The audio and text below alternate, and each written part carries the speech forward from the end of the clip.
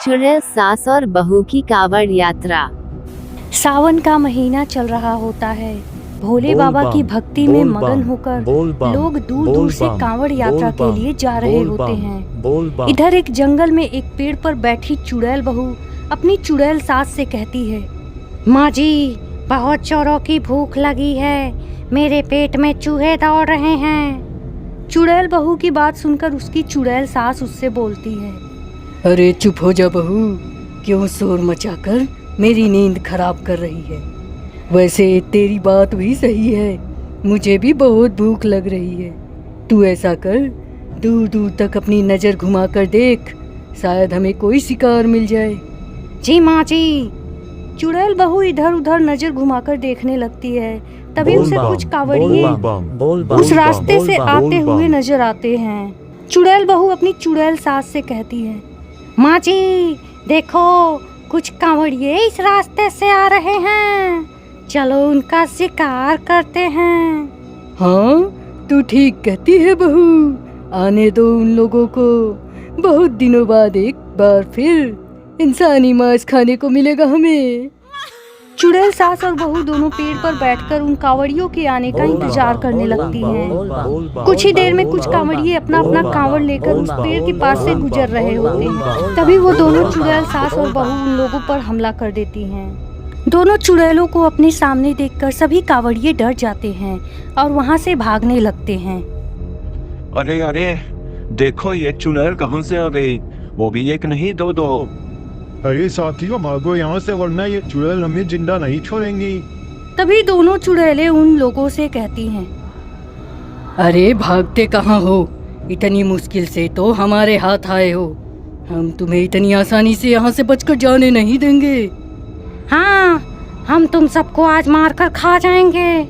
दोनों चुड़ैलों की बात सुनकर सभी कांवड़िए डर जाते हैं और तभी उनमें से एक आदमी कहता है, अरे चुड़ैल देखो तुम हमें जाने दो, हम बड़ी दूर से अपना घर परिवार छोड़कर कांवड़ यात्रा पर निकले हैं, हमारे बच्चे हमारी राह देख रहे हैं, तुम हमें ऐसे नहीं मार सकती।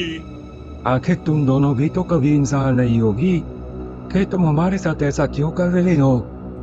उस आदमी की बात सुनकर दोनों चुड़ैल उससे कहती हैं, बात तो तुम्हारी सही है, हम भी कभी इंसान थे और आज दोनों सास और बहू चुड़ैल बनकर भटक रहे हैं। पर आखिर तुम लोगों की ऐसी हालत क्यों हो गई, बताओ हमें, हम तुम्हारी मदद जरूर करेंगे। उस आदमी की बात सुनकर दोनों चुड़ैल उसे बताती हैं, एक समय की बात है, हम दोनों सास और बहू जब जिंदा हुआ करती थी। एक दिन गांव के कुछ लोग कांवड़ यात्रा पर जा रहे थे, मुझे भी कांवड़ यात्रा पर जाने का बहुत मन हुआ। सुन रही बहू, मैं भी इस बार कांवड़ यात्रा पर जाना चाहती हूँ।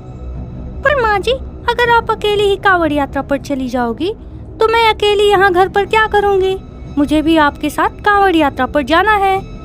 दोनों सास और बहू कांवड़ यात्रा पर निकल जाती हैं। वह काफी दिनों से कांवड़ लेकर चली जा रही थी।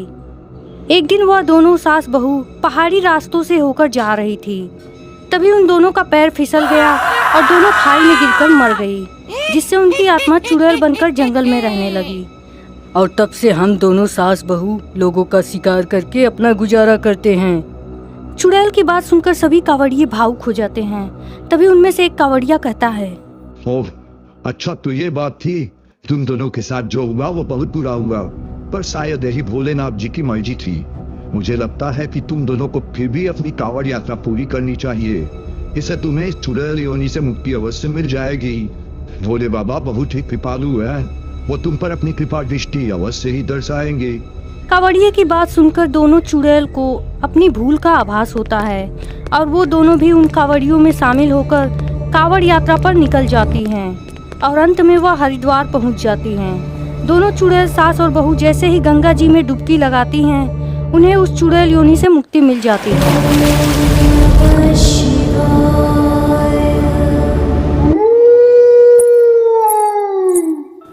अगर आप चाहते हो कि मैं आपको परेशान न करूं, तो मेरी इस कहानी को लाइक और मेरे चैनल को सब्सक्राइब कर दो। फिर मिलेंगे अगली वीडियो में।